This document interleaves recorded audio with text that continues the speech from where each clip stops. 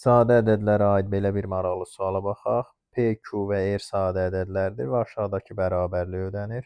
P üstəgəl Q üstəgəl R cəmini tapın. Verilmiş bərabərliyin hər iki tərəfindən 2025 çıxsaq, alarıq ki, PQR bərabərdir. 3 vurulsun PQ üstünə gəl QR üstünə gəl RP çıxılsın 2025. Daha sonra sağ tərəfdəki ifadədən 3-ü mötərizə xaricinə çıxarsaq PQ, QR, RP çıxılsın 675 alarıq. Bərabərliyin sağ tərəfindəki ifadə 3-ə bölünür. Deməli, sol tərəfdə 3-ə bölünməlidir. 3 sadə ədədin hasili o zaman 3-ə bölünür ki, bunlardan ən azı biri 3 olsun. Bu bərabərlik üçün yalnız biri 3 olduqda mümkün olur. Tutaq ki, P bərabərdir 3 olarsa, onda alarıq ki, 3QR bərabərdir.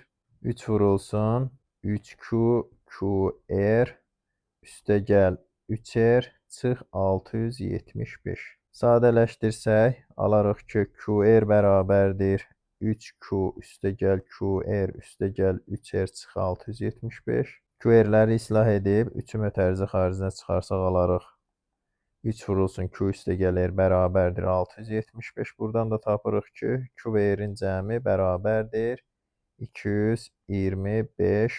Q və R-in cəmi 225-dir. Bu şərti ödəyən sadə ədədlərin olduğunu da göstərək.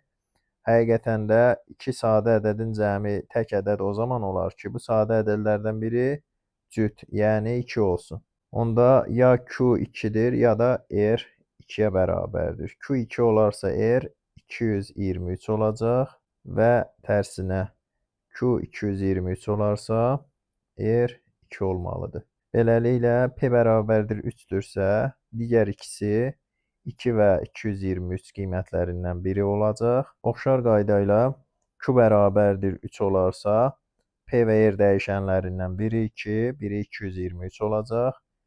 Yəni P və R cəmi 225 olacaq. R bərabərdir 3 olarsa, onda Q və P-nin cəmi 225-ə bərabər olacaq.